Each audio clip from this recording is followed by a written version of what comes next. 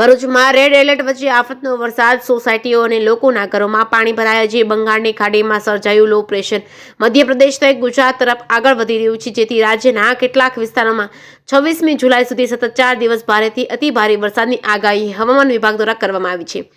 ભરૂચ જિલ્લામાં red alert વચ્ચે 22 કલાકમાં વરસેલા અતિભારે વરસાદે અંકલેશ્વર, ભરૂચ શહેર સહિત તાલુકા અને ગામોમાં લોકોની હાલત કફોડી કરી દીધી છે.